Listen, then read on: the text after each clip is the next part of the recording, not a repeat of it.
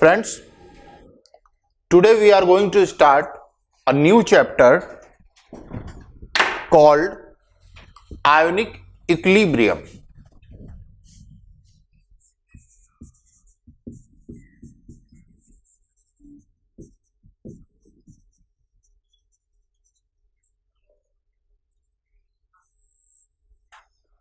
In this chapter, I will like to tell you something about the equilibrium taking place in aqueous solution and what are the effect of those equilibriums. Means हम लोग सबसे पहले इसका introduction देखते हैं.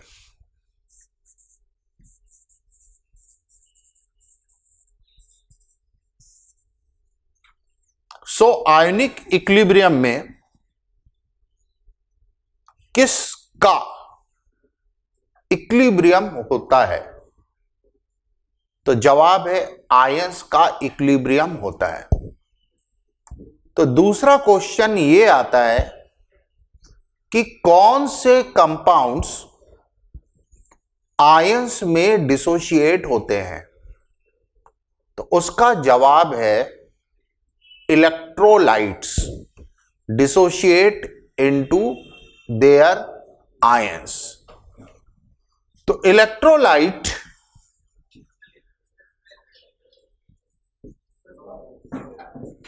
these compounds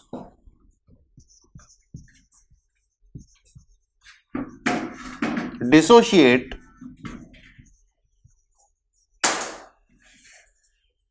into ions when dissolved in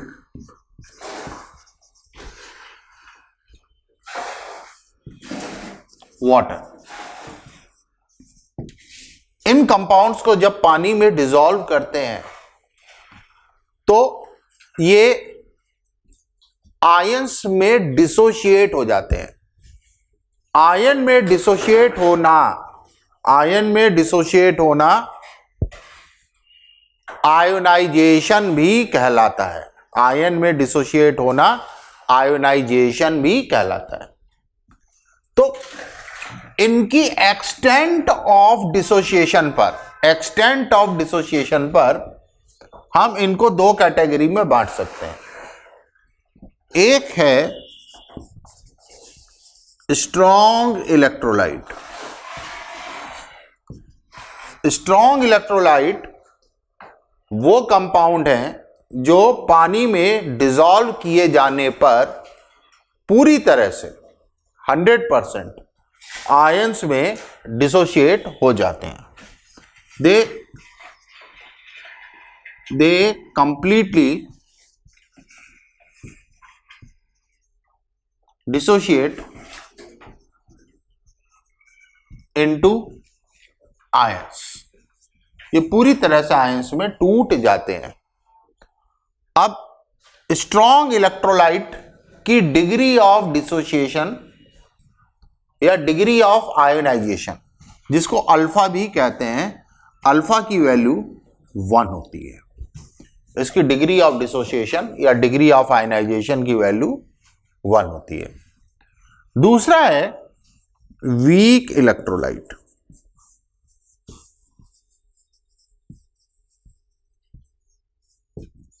weak electrolyte वो compound है जो पूरी तरह से आयंस में डिसोशिएट नहीं होते हैं. और अगर ये पूरी तरह से आयंस में डिसोशिएट नहीं होंगे तो इनमें एक इक्विलिब्रियम की सिचुएशन आएगी.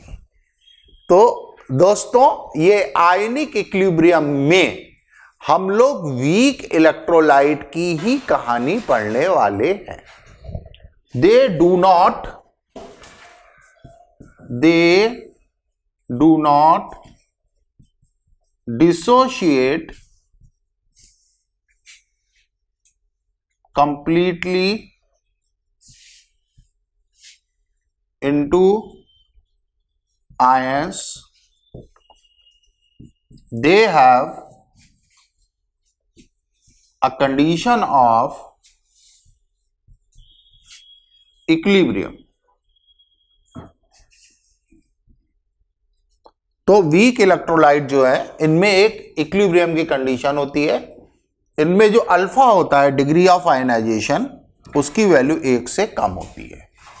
डिग्री ऑफ आयनाइजेशन या degree of dissociation is lesser than 1।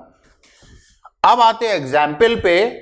तो फ्रेंड्स स्ट्रॉन्ग इलेक्ट्रोलाइट के एग्जाम्पल्स में हम लोग ले सकते हैं स्ट्रॉन्ग एसिड जैसे HCl, HNO3 वगैरह वगैरह। स्ट्रॉन्ग बेस जैसे सोडियम हाइड्रोक्साइड, पोटेशियम हाइड्रोक्साइड वगैरह वगैरह। तो वीक इलेक्ट्रोलाइट के केस में weak acid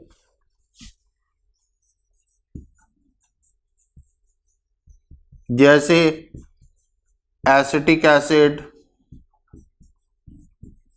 HCN, formic acid और जितने भी ऑर्गेनिक एसिड्स हैं, जितने भी ऑर्गेनिक एसिड्स हैं वो सब के सब वीक इलेक्ट्रोलाइट की कैटेगरी में यानी कि वीक एसिड में आएंगे।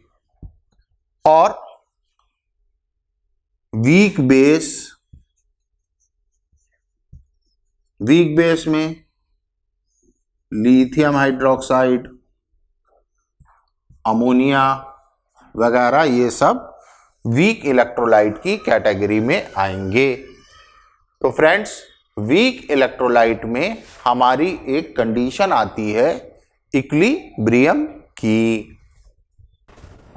नाउ तो अब हम लोग वीक इलेक्ट्रोलाइट में आगे प्रोसीड करते हैं और सीखेंगे वीक इलेक्ट्रोलाइट्स पे लगने वाला एक लॉ जिसे कहते हैं ओस्टवाल्ड डाइल्यूशन लॉ।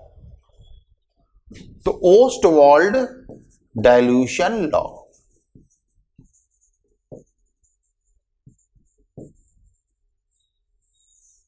तो हम गौर से देखेंगे। हमारे पास एक वीक इलेक्ट्रोलाइट है Ba एक्वस। ये ब्रेक हो रहा है B+ एक्वस में और A- एक्वस में।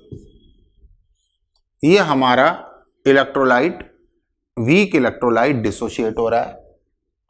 सिंस ये वीक इलेक्ट्रोलाइट है इसलिए इसमें एक इक्विलिब्रियम की सिचुएशन आ रही है, एक इक्विलिब्रियम की पोजीशन आ रही है जिससे ये B+ और A- में डिसोशिएट हो रहा है। अब हम Ba की इनिशियल कंसंट्रेशन C लेते हैं। अगर अल्फा डिग्री ऑफ डिसोसिएशन है तो एक में से अल्फा गायब होगा। अल्फा अगर डिग्री ऑफ डिसोसिएशन है तो एक में से अल्फा गायब होगा और C में से C अल्फा गायब होगा। तो इसमें से डिसअपियर होगा C अल्फा। जितना ये डिसअपियर होगा उतना ही B+ बनेगा, उतना ही A- बनेगा। तो B+ बनेगा C अल्फा और A- भी बनेगा C अल्फा। अब इक्विलिब्रियम में ये सिचुएशन है कि Ba की कंसंट्रेशन है C- अल्फा, B+ की कंसंट्रेशन है C अल्फा और A- की कंसंट्रेशन है C अल्फा। तो अब ओस्टवाल्ड डाइल्यूशन लॉ के हिसाब से हम इक्विलिब्रियम कांस्टेंट लिखते हैं इस इक्विलिब्रियम का। देखो हर एक इक्विलिब्रियम का एक इक्विलिब्रियम कांस्टेंट होता है।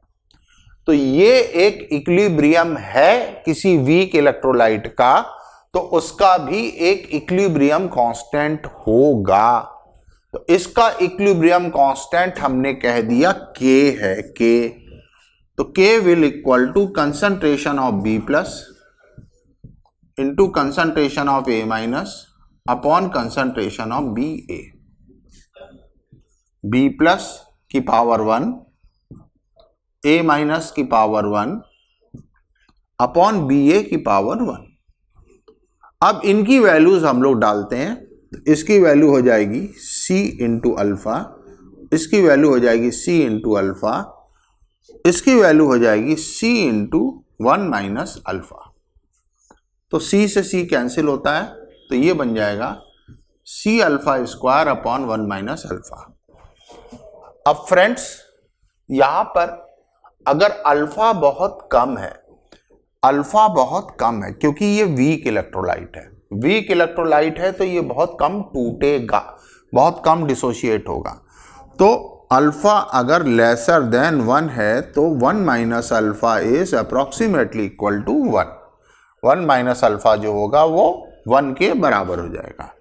तो हम लिख सकते हैं K equal to C alpha square. तो alpha is equal to under root K upon C। Alpha will be equal to under root K upon C। तो यहां पे हमें दिख रहा है कि अल्फा और C एक दूसरे के इनवर्सली प्रोपोर्शनल है। अल्फा अंडर रूट C के इनवर्सली प्रोपोर्शनल है, मतलब अगर अल्फा बढ़ेगा तो C को घटना पड़ेगा और अल्फा अगर कम होगा तो C को बढ़ना पड़ेगा। और अगली चीज कि अगर हम अल्फा को y एक्सिस में ले लें और कंसंट्रेशन को x एक्सिस में ले लें तो हमारा जो ग्राफ होगा वो कुछ ऐसा आएगा। ज्यादा कंसंट्रेशन पर अल्फा की वैल्यू कम है और जैसे जैसे कंसंट्रेशन कम होती जाएगी अल्फा की वैल्यू बढ़ती चली जाएगी और जब 0 के आसपास कंसंट्रेशन होगी तो 1 होगी, अल्फा की वैल्यू 1 होगी। तो मतलब एट 0 कंसंट्रेशन या infinite dilution, infinite dilution alpha is equal to 1। इसका मतलब है कि weak electrolyte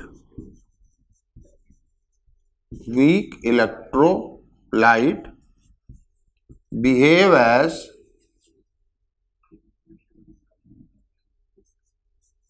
strong electrolyte. Weak electrolyte behave as strong electrolyte at infinite dilution.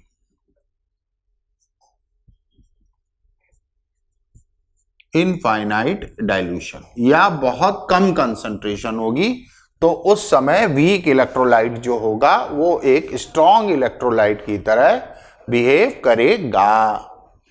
अब अगली चीज ध्यान से देखिए, ये वीक इलेक्ट्रोलाइट जो हमने Ba लिया था सिंबलाइज फॉर्म में Ba लिया था, ये फ्रेंड्स एसिड हो सकता है,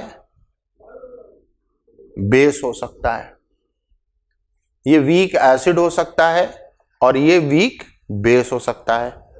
तो अगर ये वीक एसिड होता, अगर ये वीक एसिड होता तो उस सिचुएशन में इसमें जो B प्लस कह रहे हैं, B plus will be equal to nothing but H plus. B plus जो है वो क्या हो जाएगा, H प्लस हो जाएगा और जो K होगा वो Ka के इक्वल होगा। जो K होगा वो Ka is equilibrium constant for acid, A for acid. तो Ka is equilibrium constant for acid. तो हमारा जो Ba होगा उसका डिसोसिएशन लिख सकते हो Ha, H plus A minus. H plus is given by acid Ha। तो अब यहां पर हम फॉर्मूले को फटाफट लिखते हैं कि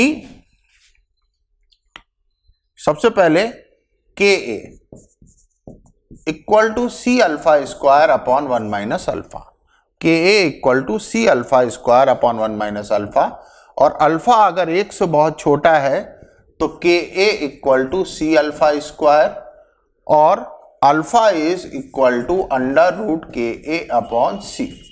ये कंडीशन आएगी डिग्री ऑफ डिसोसिएशन की जब अल्फा की वैल्यू बहुत कम होगी, एक की तुलना में, एक के कंपैरिजन में अल्फा को निग्लेक्ट कर सकते हैं।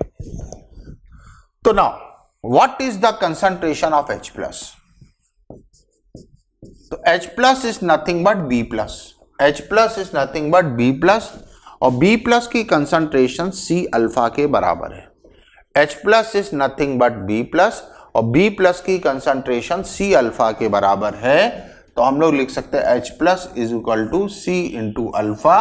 अल्फा की वैल्यू डालेंगे तो ये हो जाएगा अंडर रूट के C into K. This is concentration of H plus ion. अब H प्लस आयन की कंसंट्रेशन से हम इसके आगे का कैलकुलेशन कर सकते हैं। अगली पोजीशन है वीक बेस की। अगर ये इलेक्ट्रोलाइट हमारा बेस होता तो क्या होता?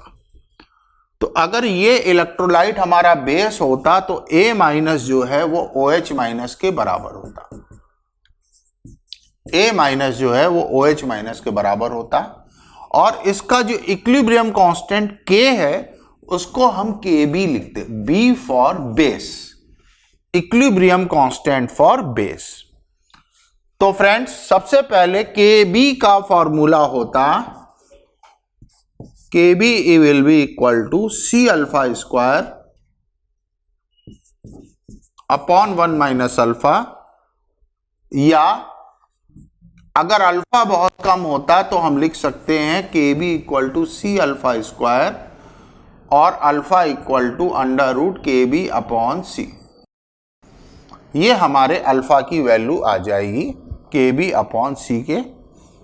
अब हम चाहते हैं कि OH माइनस की कंसंट्रेशन लिखना, तो OH माइनस की कंसंट्रेशन विल बी, देखेंगे ध्यान से, तो OH माइनस की जो कंसंट्रेशन है वो A माइनस के बराबर होगी, OH माइनस की कंसंट्रेशन A माइनस के बराबर होगी, और A माइनस की कंसंट्रेशन जो है वो C अल्फा के इक्वल है।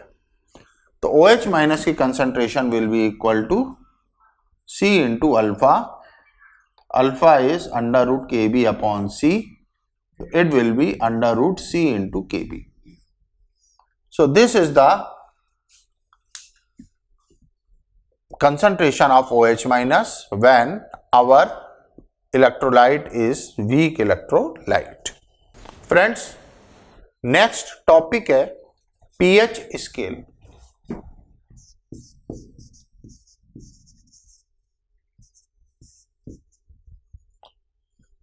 pH स्केल के बारे में एक साइंटिस्ट हुए थे सोरेनसन। सोरेनसन ने बताया था pH स्केल के बारे में। It was given by Sorensen. इन्होंने एसिड की स्ट्रेंथ के बारे में बात की थी, जिसमें H प्लस की कंसंट्रेशन को pH स्केल के रूप में इन्होंने शो किया था। इनके हिसाब से pH is minus log activity of H plus ion. It is minus log of thermodynamic activity of H plus ion. और अगर एसिड डाइल्यूट है, इफ एसिड इज डाइल्यूट, या इसमें H प्लस की कंसंट्रेशन इज लेसर और equal to 1 molar है, तो activity of H plus ion equal to concentration of H plus present in the solution. अगर एसिड डाइल्यूट है और कंसंट्रेशन ऑफ H प्लस 1 मोल पर लीटर से कम है, तो activity of H plus ion will be equal to concentration of H plus। और अगर acid हमारा कंसंट्रेटेड है, एसिड हमारा कंसंट्रेटेड है, एसिड में H प्लस आयन की कंसंट्रेशन ग्रेटर देन 1 मोल पर लीटर है, तो उस केस में thermodynamic activity will be lesser than concentration of H plus present in the solution. उस समय थर्मोडायनेमिक एक्टिविटी जो होगी वो कंसंट्रेशन ऑफ H प्लस से कम होगी। ये है इसकी लॉजिक। तो हम ये मान करके चलेंगे, अगर एसिड हमारा बहुत ही ज्यादा कंसंट्रेटेड है, मान लो 2 मोल पर लीटर है, 3 मोल पर लीटर है, तो उस समय अगर 2 मोल पर लीटर है एसिड की कंसंट्रेशन, तो H प्लस की कंसंट्रेशन 2 मोल पर लीटर है, तो थर्मोडायनेमिक एक्टिविटी 2 मोल पर लीटर से कम होगी। इट विल बी 1.5 मोल पर लीटर और 1.2 मोल पर लीटर, ऐसी कोई वैल्यू होगी जो कि एक्सपेरिमेंट से मेजर की जा सकती है, जो कि एक्सपेरिमेंट से मेजर की जा सकती है। अब अगली चीज कि 25 डिग्री सेल्सियस पर हमारा जो पीएच स्केल होता है, इसकी लेंथ 0 से 14 के बीच होती है। पीएच स्केल की लेंथ 0 से 14 के बीच में होती है। मिड पॉइंट होता है 7।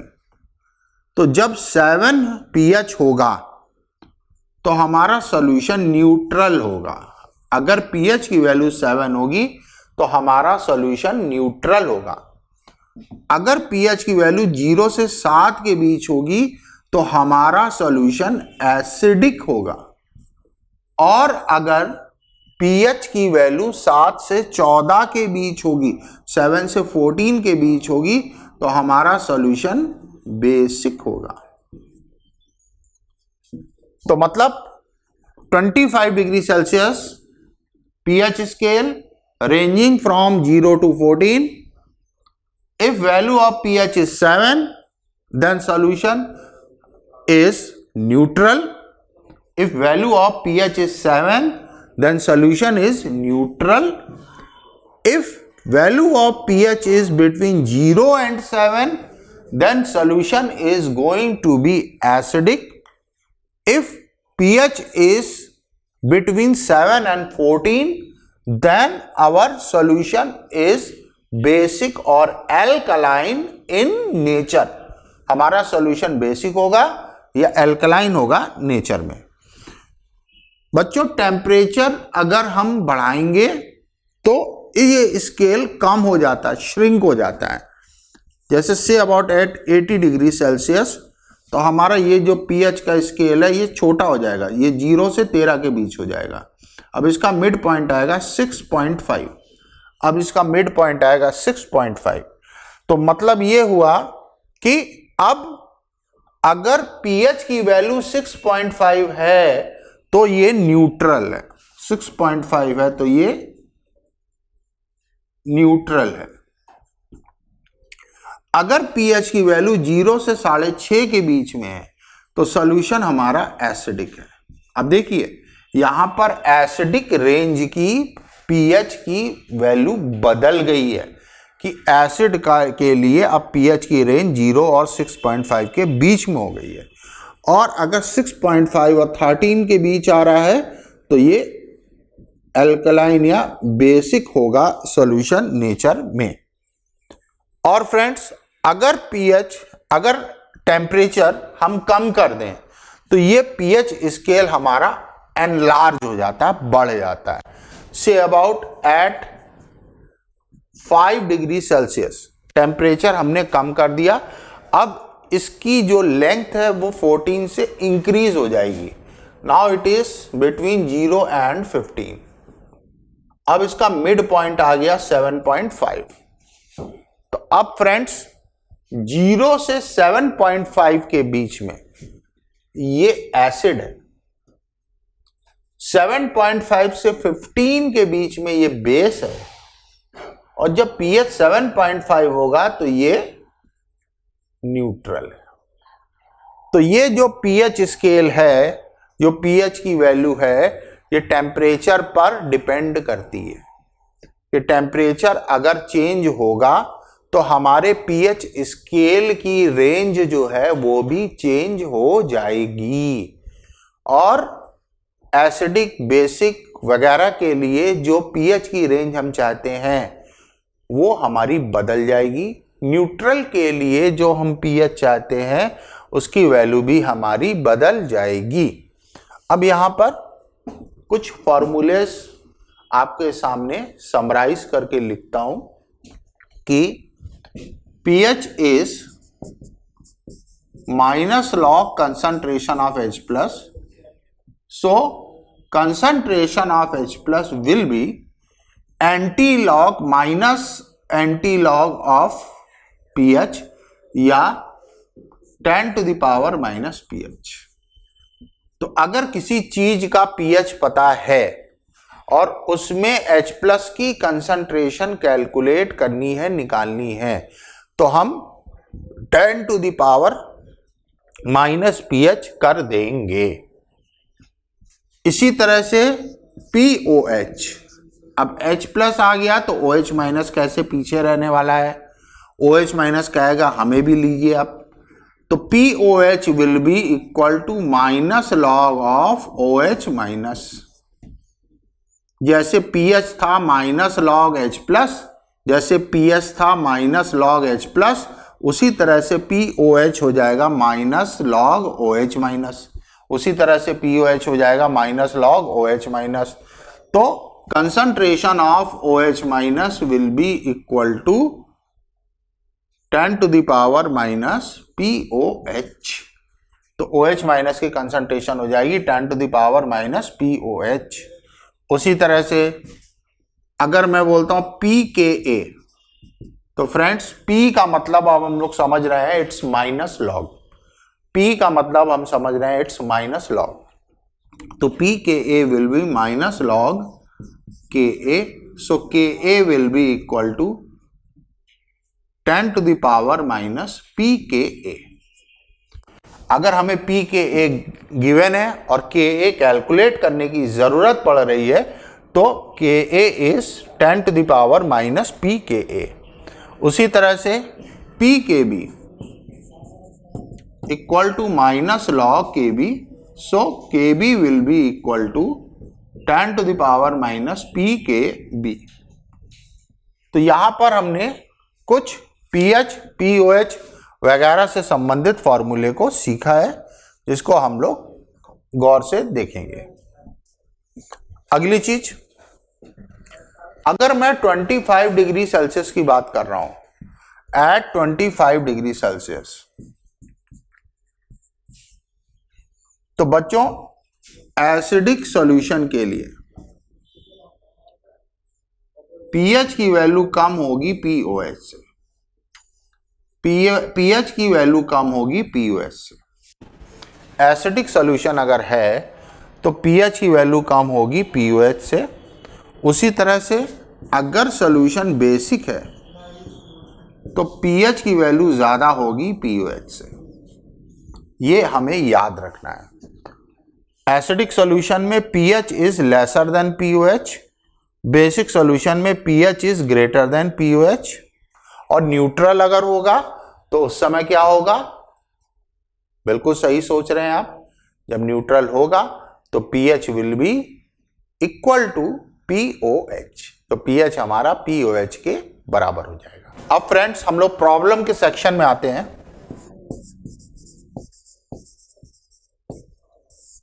तो पहला क्वेश्चन है, calculate degree of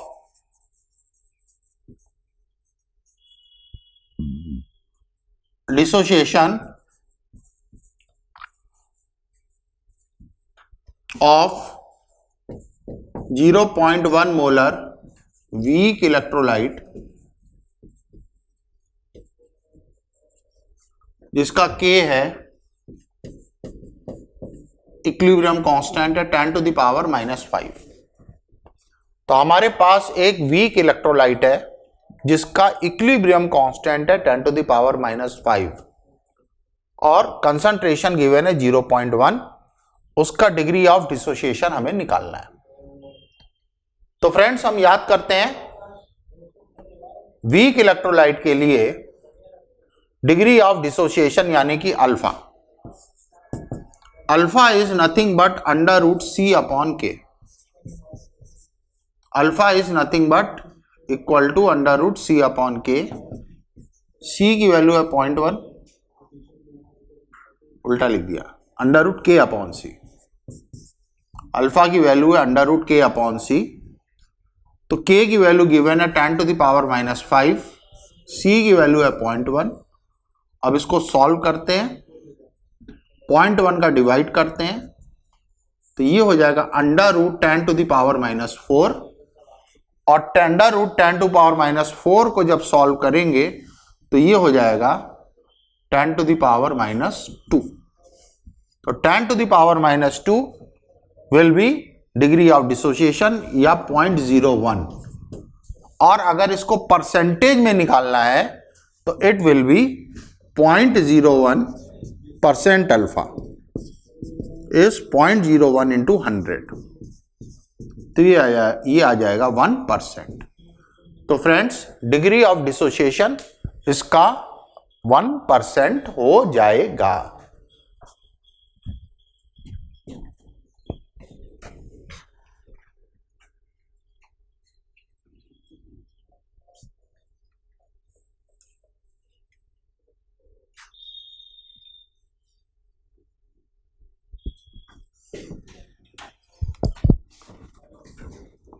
next question है, कैलकुलेट कंसंट्रेशन ऑफ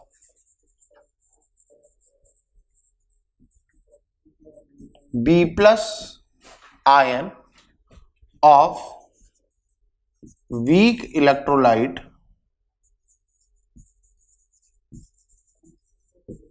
Ba जिसका K गिवन है 10⁻⁻6 and concentration of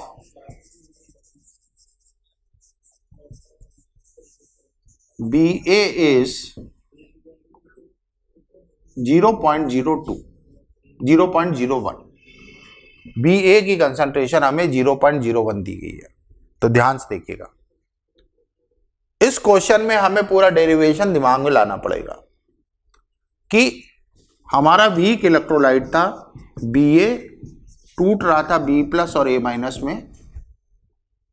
B+ की कंसंट्रेशन थी C-अल्फा, B+ की कंसंट्रेशन थी C-अल्फा और अल्फा को हमने कैलकुलेट किया था √k/c, जहां K इक्विलिब्रियम कांस्टेंट था और C जो था वो इसकी कंसंट्रेशन थी। तो सबसे पहले इस गिवन डेटा में से हम C की वैल्यू देखते हैं और K की वैल्यू देखते हैं। तो फ्रेंड्स क्वेश्चन को ध्यान से पढ़ने पर हमें K की वैल्यू दिखती है 10⁻⁻6, √10⁻⁻6 और C यानी कंसंट्रेशन इज 0.01 मोलर। तो इट इज 0.01 मोलर। तो इसको डिवाइड करेंगे 10⁻⁻6 में 0.01 को, तो ये हो जाएगा 10⁻⁻4। इट विल बी 10⁻⁻4 और 10⁻⁻4 का जब स्क्वायर रूट लेंगे तो ये आ जाएगा 10⁻⁻2। ये आ जाएगा 10⁻⁻2। अब अल्फा की वैल्यू हमारी आ चुकी है 10⁻⁻2 और हमें चाहिए B+ की कंसंट्रेशन। तो फ्रेंड्स B+ की concentration is nothing but C into alpha. C की वैल्यू है 0.01 और अल्फा की वैल्यू है 10⁻⁻2। तो इसको सॉल्व करेंगे तो ये आ जाएगा 1 × 10⁻⁻4 मोल पर लीटर। B+ की कंसंट्रेशन आ जाएगी 10⁻⁻4 मोल पर लीटर। तो this is how we can calculate value of alpha. इस वाले केस में याद रखना है ओस्टवाल्ड डाइल्यूशन लॉ का कहना है कि अगर कंसंट्रेशन कम होगी तो डिग्री ऑफ डिसोसिएशन बढ़ेगी। कंसंट्रेशन कम होगी तो डिग्री ऑफ डिसोसिएशन बढ़ेगी। कंसंट्रेशन अगर बढ़ती है तो डिग्री ऑफ डिसोसिएशन कम होगी वीक इलेक्ट्रोलाइट की। तो फ्रेंड्स, आज के केस में हमने ओस्टवाल्ड डाइल्यूशन लॉ की मदद से सीखा है कि किस तरह से हम डिग्री ऑफ डिसोसिएशन की वैल्यू निकाल सकते हैं किसी वीक इलेक्ट्रोलाइट के लिए। इसके आगे नेक्स्ट क्लास में हम कंटिन्यू करेंगे। Thank you.